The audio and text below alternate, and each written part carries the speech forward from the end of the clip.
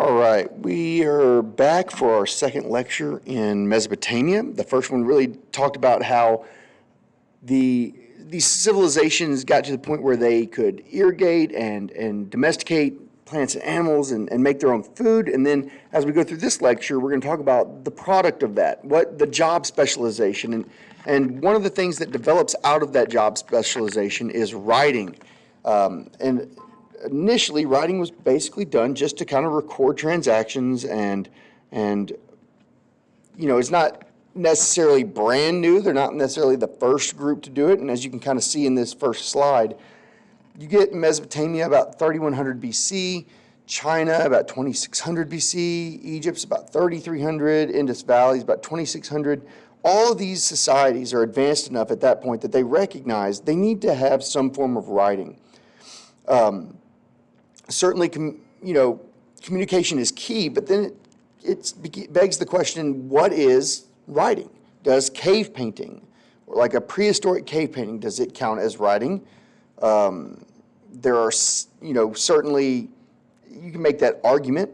There's symbols and things just beyond the drawing of like an ibex or whatever, but most scholars would say that that's not really a writing system, right? It's not really. Drawing and writing are different. So what we're really going into today is the writing system. So proto, that just means first. Proto writing are really old. That's what we would say that kind of cave paintings are. They're precursors to writing. And those date back, 35,000 years. Cave paintings as old as 20,000 years ago. Rock carvings 10,000 years ago. And in these systems, it's very difficult to define when they happened, but the point of this is to say that by the point that is seen here on this slide, we really have definitely a full system of communication. So let's talk about that system. Why was writing needed, and how does it develop? That'd probably be a good quiz or test question that would be worth looking into and remembering. So why was writing needed? Well, it's a memory device. Writing is a way that we store information so that it doesn't get lost.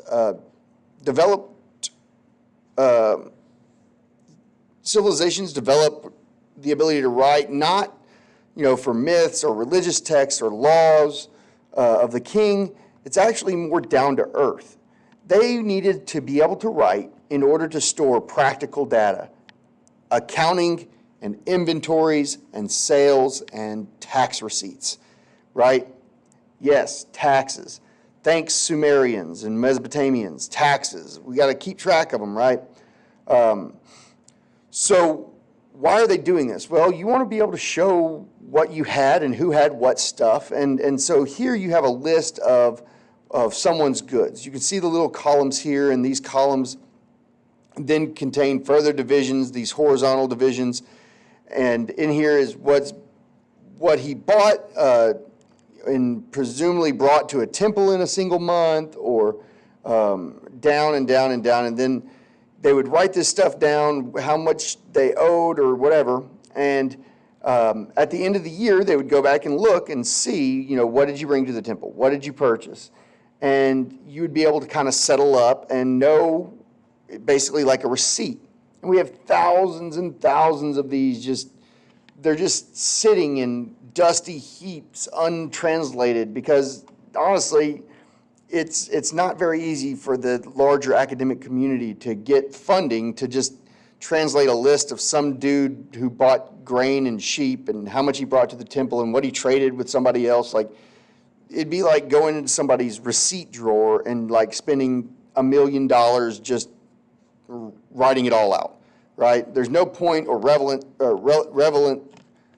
relevance there, but that's what writing was done, to keep track of business. Not the gods, not laws, not the kings, business, all right? It really develops one step to another in this kind of weird writing evolution. It's in fact, competing systems working in different regions, and eventually the best ones kind of end up surviving, like survival of the fittest for writing. if we wanted to kind of use that biology metaphor. But they evolved from one step to the next. So what they would do initially, and look at this section here on the slides. So these are just artist reconstructions of it. The actual version of it is like in museums and stuff like that. There's 3 items here. I want you to know, one right here, this is called a boule. It's a spherical object, sometimes square, but usually spherical, where in Mesopotamia they would place these tokens, okay, and they would put a cylinder seal, like stamp it with their name so that it would show who it belonged to.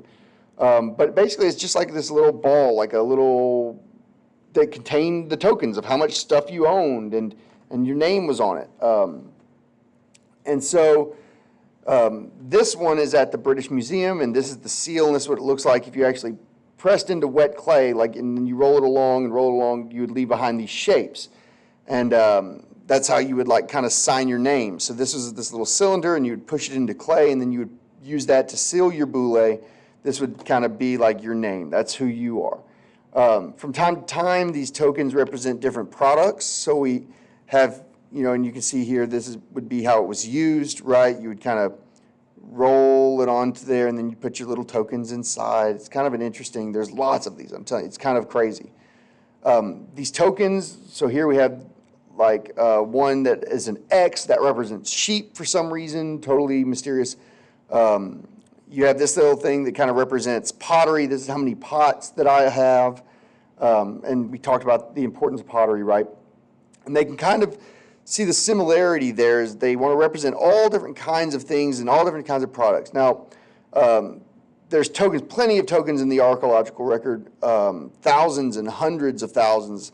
And they appear as early as like 7,000 BC. And it's not a full writing system, but it's recognizing that even 10,000 years ago, people realized that they wanted some way to keep track of how much stuff they had in the inventory and what they had moved and the product that they had moved to someone else. And some of these can be equipped with a spot for them, drill a hole to put on a necklace or a bracelet. And here's another one that, it's marking that someone owned 10 or whatever of a product or whatever. You put a hole in it, that would mean you had 10 of them. So you got a circle here, and then you get a circle with a hole in it. That means I've got 10 of whatever that is.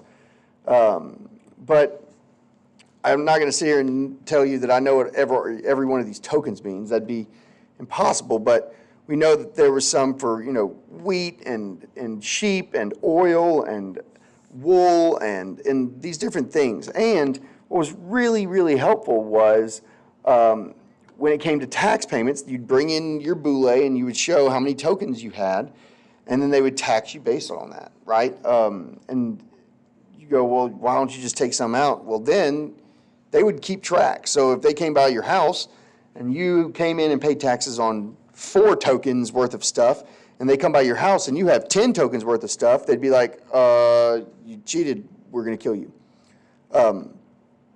So you kind of look again, you have the top layer, you might have three sacks of barley and 4 sacks of wheat and 4 bundles of sheep's wool. They would put them in this clay ball like an envelope, stamp it with the owner's seal, and then you just carry it around. Obviously you have problems because they would break, and also if you wanted to check what was inside there, you had to break it also. So, but ultimately you probably only did that maybe once a year at the end of the year to pay your taxes or the end of the agricultural cycle. And so I paid this much last year, I had a down year, I'll pay this much this year.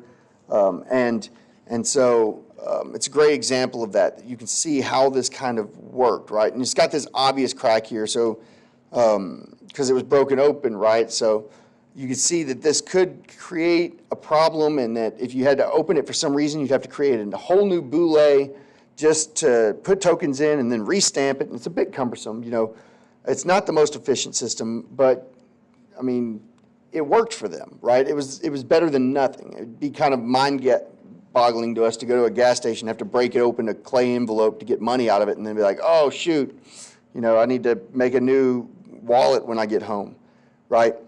And you can see, I mean, there's multiple examples here. Now, the other problem is like, what happens if I lose it, right? Why do I need to bother with this at all, right? Why do I need to worry about breaking this thing? There's got to be a better way. Well, sure there is. They come up with a new way as well. And that becomes where they start to push these things into just this flat piece of clay. I don't have to have the tokens. I can just push it into a flat piece of clay and just keep up with those, right? Problem is if the tokens fell out, then that'd be like the equivalent of losing like your wallet, right? Oh, you lost all your tokens. No, where'd they go, right? It's not a great solution, but it's a big leap forward in how writing systems get developed, right? Both in Egypt and Mesopotamia at all. The real question is, why bother with the tokens? By 3100 BC, writing systems kind of show up. Now we're talking about writing. And this is where we get to this slide here, where they would take a piece of wet clay and they would scratch signs in it with a stylus of some kind, a reed stylus. And they look pretty crude, some of them. I mean, the ones at the bottom here look very crude, obviously, but